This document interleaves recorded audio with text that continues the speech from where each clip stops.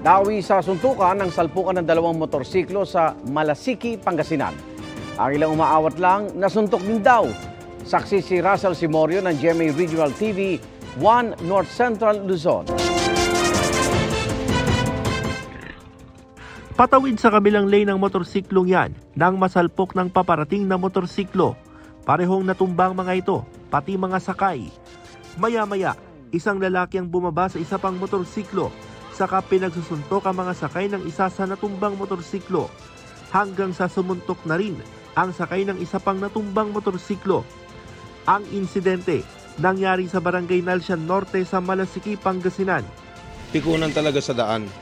Kasi ang sinabi nila, dahil lang sa pagbomba ng motor, hinabol nitong isa, yung nagbomba, under the influence of liquor talaga.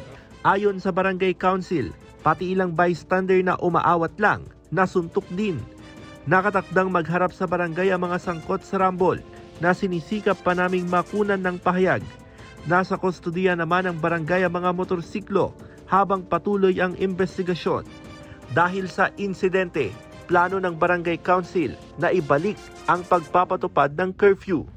Para sa GMA Regional TV 1 North Central Luzon at GMA Integrated News, ako si Russell Simorio, ang inyong saksi. Mga kaibigan, samahan niyo kaming saksiyan ng mga balita. Mag-subscribe sa GMA Integrated News sa YouTube.